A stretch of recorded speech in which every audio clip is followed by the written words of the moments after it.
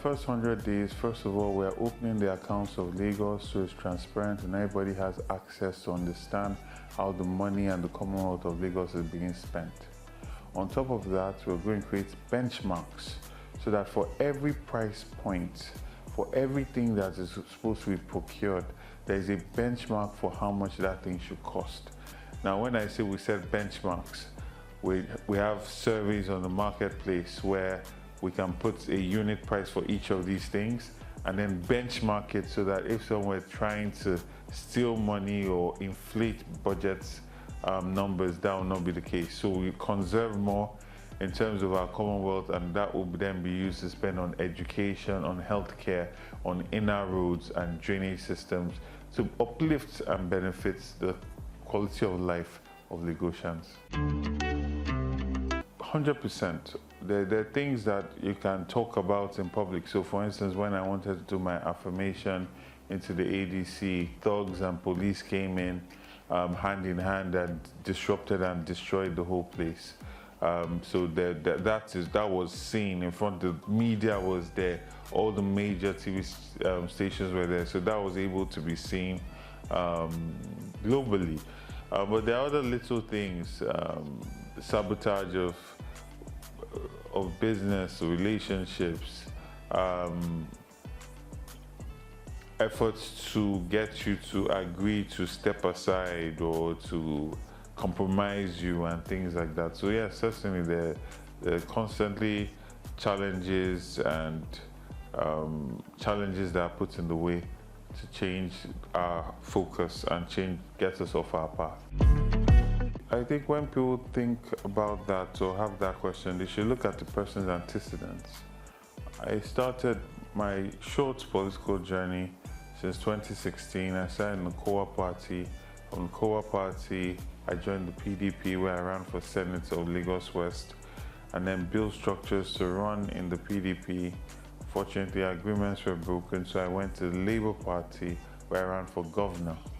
Now, with all the court crisis that engulfed the Labour Party, I moved to the ADC. At no point have I joined the ruling party. So if you see consistency for this amount of time, which is about a decade now, I don't think that is something anybody should worry about. No. I'm not saying anything about defection. When I say give me time, I'm saying, you guys, this is the first time you have been entrenched in the process that produces candidates. So go through the process first and let's see how everything plays out and how everything settles, and then we'll take it from there. We'll play the cards that are on the table at that point in time. That's all. For me, it's a very unfortunate situation that everybody wants to make decisions just based on the national level.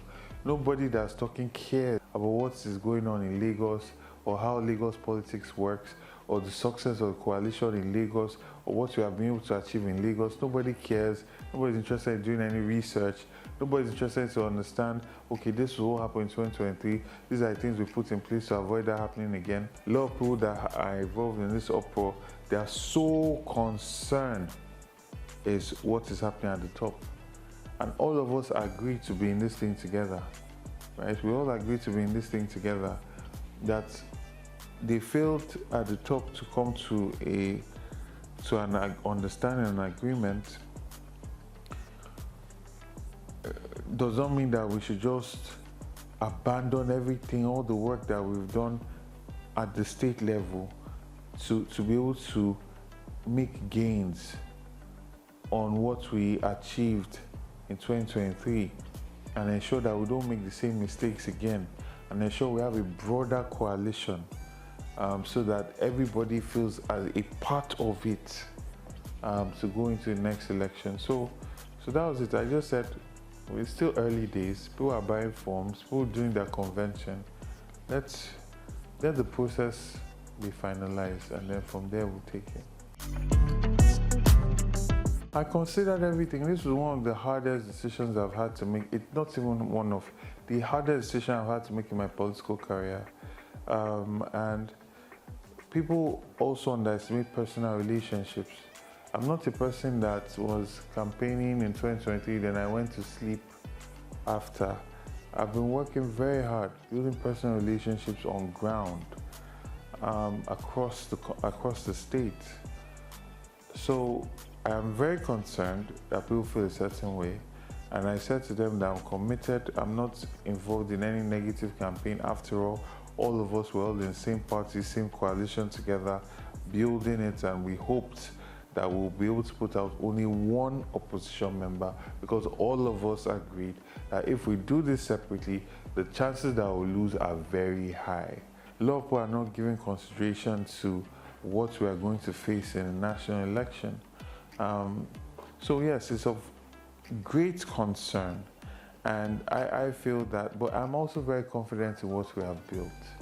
You see, it's very hard to move when you have created very deep roots and deep networks. You don't, especially when it's not just, it's a coalition. I cannot just wake up and move the members of PDP that have come into the coalition to another party. I cannot just wake up and move the members of the APC that have come in to ADC and are in another party, just move them overnight. It's not realistic. It's only an unexperienced politician that will say they don't have fears. 24 hours is too long in politics. You know, I mean, we went to court on a Friday and got Supreme Court judgment for the ADC. We're all very excited.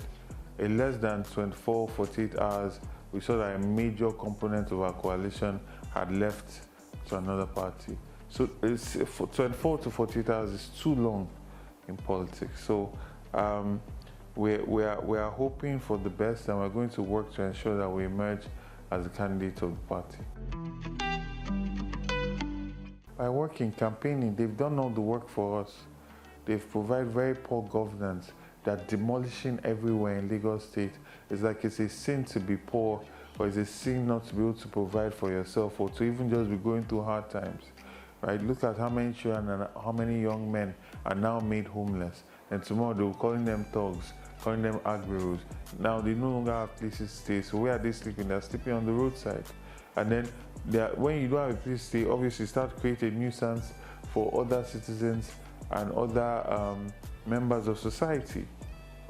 That's just one of the many things that they've done, constantly focusing on building things for the rich, while the poor are left to languish in poverty and hunger. Affordable housing is not there, access to quality healthcare is not there. Look at the state of our education, state of schools, so state of our inner roads. You have a place like Lagos Island, where back in 1910, Darucha was pumping water from Iju Water Works to Lagos Island. Today, Lagos Island, most people don't have water. They don't have access to water, yet they're surrounded by water, right? These are some of the things and a lot of issues associated with the corruption, inflating projects, inflating appropriations, using huge amounts of money to build bridges or to build flyovers where we could have had 5 of those things. When you look at the values compared to how much could actually be done for. So they've done a lot of, they've been very problematic for the people of Lagos. You have situations where you just get tokenism, you know, just to show an idea that we are working. They'll throw you this project, so you clap for them. But with the IGR that we have, with all the taxes that they keep talking about, with all the loans and debts they keep incurring, we should have so much more. So we're going to campaign, we're going to take our message to the people, we're going to show people that want a Commonwealth and Lagos whose focus and priority is their well-being and the quality of their life.